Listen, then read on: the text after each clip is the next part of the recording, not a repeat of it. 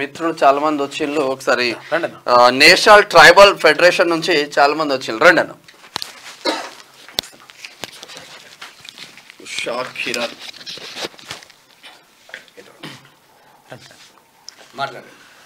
నమస్తే.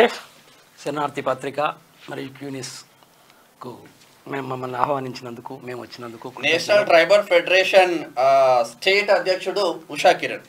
నమస్తే అండి. ఎట్లా ఉందన్న రాష్ట్రంలో ఎట్లా ఉంది? ఎమ్మెల్సీ ఇప్పుడు తీన్మార్ మల్లన్న కాంగ్రెస్ పార్టీ అభ్యర్థిగా బరిలో ఉంటున్నారు. దీనిపైన మీరు ఏమనుకుంటున్నారు? నార్మల్గా మేము ఒక ప్రత్యేకమైన ఉద్దేశంతో ఇక్కడికి రావడం జరిగింది. చెప్పండి. మేము 2 విషయాలు చెప్పదలుచుకున్నాం.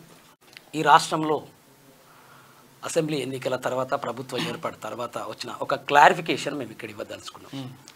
అదేంటంటే, గతంలో ఉన్నటువంటి ఉద్యమ పార్టీ అని చెప్పేసి ఒక ఫోబియాని క్రియేట్ చేసి ఈ రాష్ట్రము బంగారు తెలంగాణ అని చెప్పి ప్రచారం అబద్ధమని ఎప్పుడు తెలిసిందంటే, మరో పార్టీ అధికారంలోకి రాగానే తెలిసింది చాలామంది సమాజానికి. ఇది ఒక బంగారు గుడ్డు అని నా చేతిలో ఏదైనా పెట్టినప్పుడు నిజమేనేమనుకునే అవకాశం ఈ సమాజానికి ఉంటుంది. కానీ తర్వాత దాని పక్కన ఇంకొక మామూలు గుడ్డు చూపిస్తే ఇది బంగారంది కాదు, కోడిగుడ్డు అంటే కోడిగుడ్డే అనుకోవాల్సి వస్తుంది. ఆ విధంగా ప్రజానికానికి చాలా చక్కటి సందేశం ఈ కాంగ్రెస్ పార్టీ ఇచ్చింది. ప్రజల్లో వచ్చిన మార్పును మేము చాలా గర్వించాం. ప్రజలు ఒక ఫోబియాలో ఒక విధానాన్ని సృష్టించి అది వచ్చేసింది, అయిపోయింది, పార్టీ అధికారంలోకి వచ్చింది. ఇప్పుడు ఏం చెప్పదలుచుకున్నారు? కాంగ్రెస్ పార్టీకి మా నేషనల్ ట్రైబల్ ఫెడరేషన్ కృతజ్ఞతలు తెలియజేస్తుంది. ఎందుకంటే 14 తెగల సమ్మేళనం మా నేషనల్ ట్రైబల్ ఫెడరేషన్. గోదావరిలో నుంచి నల్లమల్ల వరకు, మైదాన ప్రాంతము 5th షెడ్యూల్ ప్రాంతానికి సంబంధించి ఈ 14 తెగలకు సంబంధించి ఒక సున్నితమైన అంశం ఉండే. ఆ అంశం ఏంటంటే, 5th షెడ్యూల్ ఏరియాలో ఉన్నటువంటి గిరిజనుల సమస్యలు, మైదాన ప్రాంతంలో ఉన్న గిరిజనుల సమస్యలు వేరువేరుగా ఉంటాయి. ఇవి 2 కలిపి చూడడానికి లేదు. ఆ సున్నితమైన సన్నివేశంలో ఈ ప్రభుత్వం రాగానే మేనిఫెస్టోలో పెట్టిన విధంగా ముఖ్యమంత్రి గౌరవ శ్రీ యనమల రేవంత్ రెడ్డి గారు ఖచ్చితమైనటువంటి 3 ప్రత్యేక ఆర్థిక కార్పొరేషన్లను ఏర్పాటు చేయడం జరిగింది. ఇది మేము చాలా సంతోషపడినాం. అటు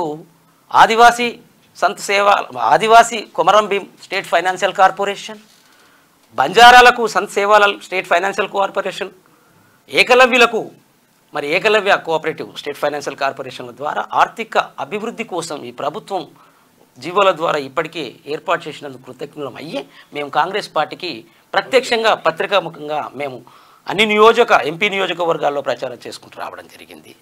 రెండవది, ఈ సందర్భంగానే యూట్యూబ్ ఛానళ్ళలో ఒక క్రియేటివ్ అంటే ఒక సృజనాత్మకత కలిగి ఒక చక్కటి వార్తా విశ్లేషణ చేసిన మిత్రులు తీన్మార్ మల్లన్న గారికి గతంలో తను యువత కోసమైతేనేమి, ప్రభుత్వాలని విమర్శించే విధానాలను అయితేనేమి, అదేవిధంగా చాలామందికి మార్గదర్శకుడు యూట్యూబ్ ఛానళ్ళకి. మరి ఈ విధంగా ఆయన తీన్మార్ మల్లన్న గారు గతంలో ఓడిపోవడం మేము ప్రత్యేకంగా వారికి మేము మద్దతు ఇచ్చినప్పటికీ, సరే అప్పుడున్న పరిస్థితుల్లో ఓడిపోయినా ఈరోజు మళ్ళీ అవకాశం వచ్చింది కాబట్టి తీన్మార్ మల్లన్న గారిని ఎమ్మెల్సీగా సభలో వచ్చేంత వరకు మేము కృషి చేస్తాం. వారికి నేరుగా మేము ప్రత్యక్షంగా కూడా రేపు జరగబోయే ఎలక్షన్లో మేము తోడుండి గెలిపించుకుంటామని తెలియజేస్తున్నాం. కానీ ఇంత స్పష్టంగా మాట్లాడుతున్నావు అంటే మీది మదర్ టంగ్ ఏంది? నాది తెలుగు.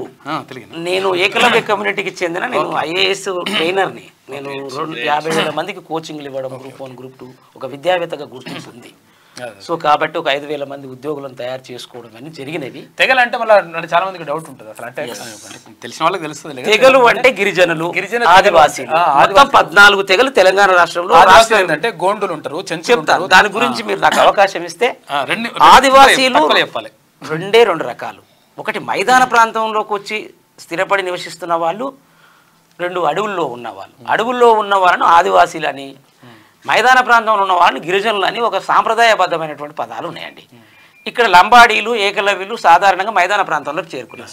వీరు కాక మిగిలిన కోయ, గోండు, పార్దాన్లు, నాయకపోడ్లు, కొండరెడ్లు, కోలామీలు, ఈ మిగిలిన 9 చెంచులు, వీళ్ళందరూ కూడా అడవి ప్రాంతంలో ఉండే వాళ్ళు ఆదివాసీలు అంటున్నాం. వీరి కోసం మేము కృషి చేస్తున్నాం అండి. థ్యాంక్ యూ అన్న. థ్యాంక్ యూ అన్న. థ్యాంక్ యూ అన్న. Thank you. ఇది మొత్తం మీద మేము ఉషా కిరణ్ తీన్మార్ మల్లన్నకు తర్వాత ఇక్కడ ఎంపీ అభ్యర్థులకు కూడా మేము మద్దతు తెలియజేస్తామని చెప్పేసి వాళ్ళు చెప్తా ఉన్నారు. ఆదివాసీ తెగలు అన్న కూర్చోండి.